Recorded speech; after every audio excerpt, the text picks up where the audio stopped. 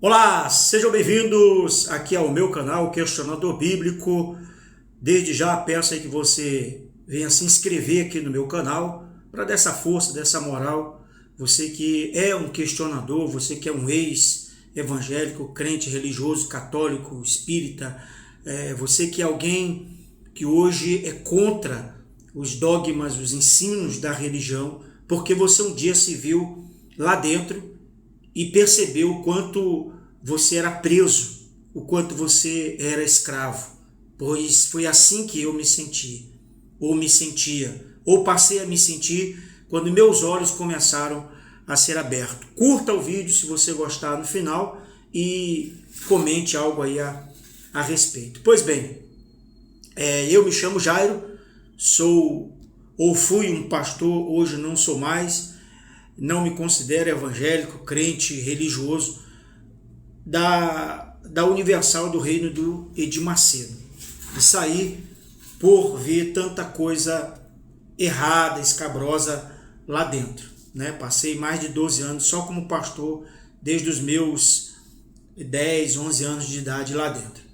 Pois bem, vou aqui ao questionamento neste vídeo, tá certo? A respeito aí dessa tal dívida paga por Jesus na cruz e por que nós temos que hoje pagar essa dívida, né? Porque muitos crentes evangélicos, a teologia, os religiosos, doutores aí da lei, como é que eu posso falar? Os bonitões aí, né? Os pastores, os legalistas, gostam de dizer que se Jesus pagou o preço, quem somos nós para que a gente não pague o preço? Mas ele já pagou. Segundo a tua Bíblia, segundo o escritor, quem escreveu, quem foi inspirado por Deus, já foi pago essa dívida, tá? Nós não temos mais que pagar. Pagar uma dívida, né? uma fatura que já foi paga é no mínimo escandaloso, estranho. Ele disse que pagou a dívida, o escrito de dívida, eu vou ler aqui o versículo, né, para ficar claro para você, já foi pago. E uma outra questão é essa tal luta contra um inimigo, né, um inimigo invisível, que a gente tem que lutar, que o Satanás, o diabo, ele é o inimigo das nossas almas, que a gente tem que lutar contra ele é o nosso adversário, ele é o adversário de Deus. E eu nunca vi isto na Bíblia escrito, que ali o diabo ele é adversário de alguém. Eu nunca li Paulo dizendo que Satanás é o seu adversário, a não ser ele tratando de um espinho na carne, a respeito das tentações, que elas não vêm de Deus, ela vem do próprio homem, da carne. Deus não tenta ninguém, então as tentações não são externas, elas partem de dentro, né, do princípio do homem, mas não tem um Satanás. Paulo, os apóstolos, os discípulos, os escritores não relatam esse tal adversário diabo. Fala ali de uma guerra espiritual, ou espiritual não, mas entre a carne e o espírito, que até hoje eu não entendi que porra de briga é essa, de luta é essa, mas ele diz que a gente tem que lutar.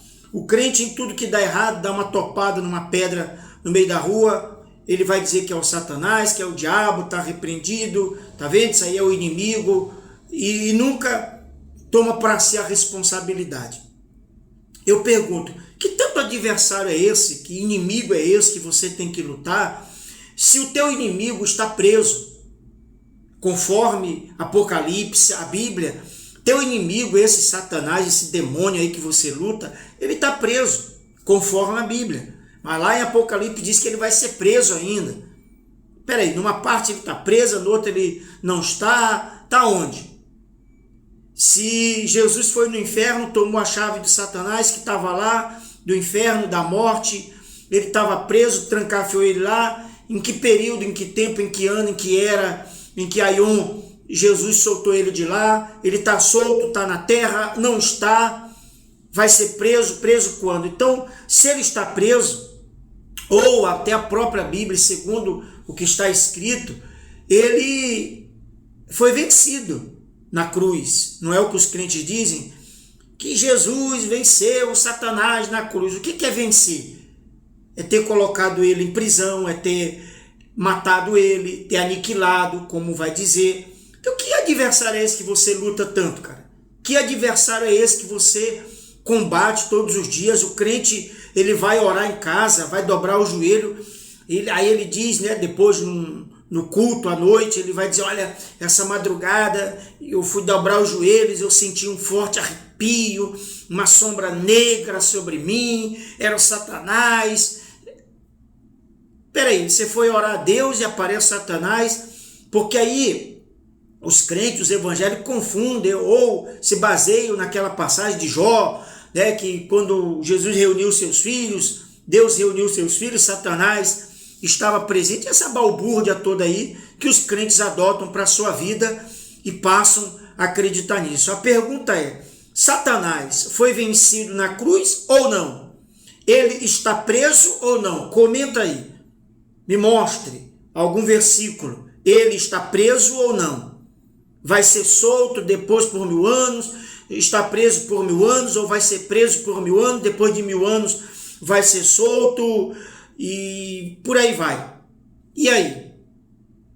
Então, se ele está preso, digamos, se ele está preso, você pode dizer, não, ele está solto, vai ser preso ainda para depois ser solto. Sabe, esse solta e prende é igual os ministros do STF. Prendem inocente, como a Débora do Batom, que Batom virou uma arma de destruição em massa, né?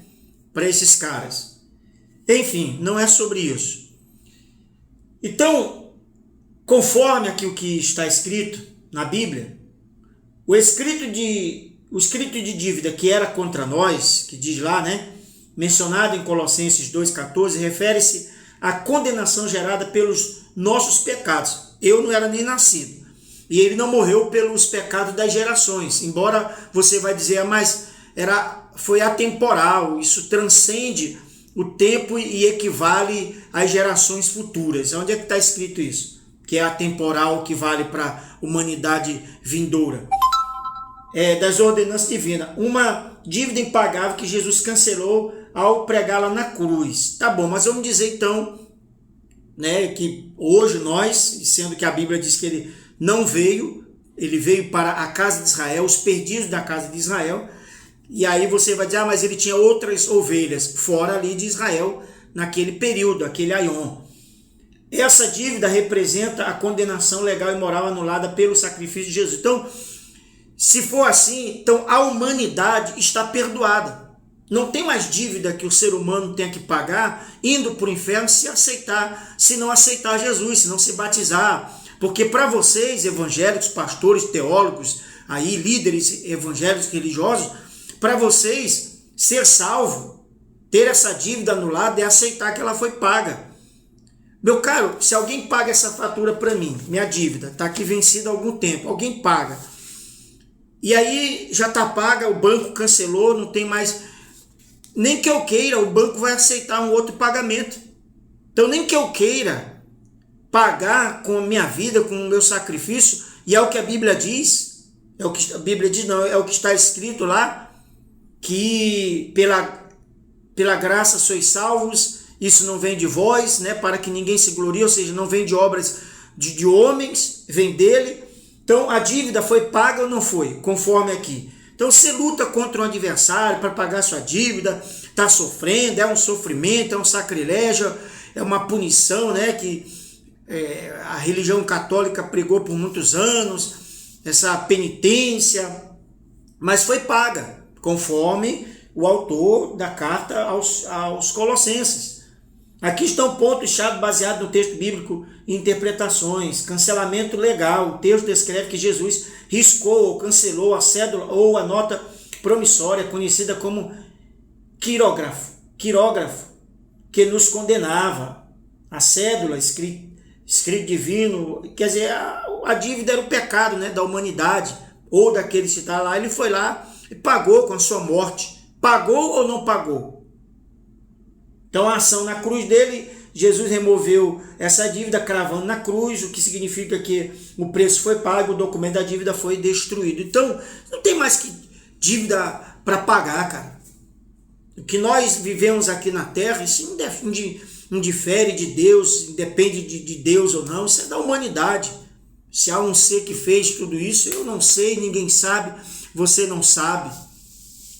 Mas se você quer continuar lutando contra um diabo, contra um adversário, é o inimigo de Deus. E outra, Deus, para encerrar aqui o vídeo, Deus, ele manda, né, o que escreveram na Bíblia lá, que ele revelou, que tem que amar e perdoar o inimigo, orar pelo inimigo.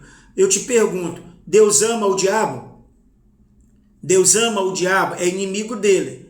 Ora, o exemplo para ser bom e ser copiado tem que vir de onde?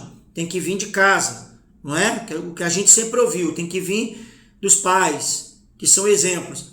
Então, o diabo é inimigo de Deus. Quando o diabo pecou no céu, ele perdoou? Ele deu uma chance para o anjo lá que se rebelou, que caiu? Por que não? Por que ele não perdoou? Por que ele não deu uma chance? Por que não o salvou? Não mostrando tudo aquilo. Porque Satanás queria um reino para si. Peraí, era anjo que tinha pecado, tinha consciência, tinha vontade carnal. Então os anjos têm vontade carnal? Então ele tem que amar o inimigo dele, ele tem que perdoar, ele tem que orar pelo inimigo.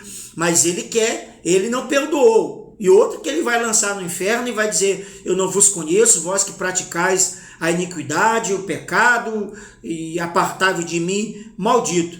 Aí ele quer que eu ame, que eu ore pelos meus inimigos. Tá certo. Então esse aí é o vídeo de hoje, tá bom? Peço novamente, se inscreva, curta e comente algo a respeito. Forte abraço e até o próximo.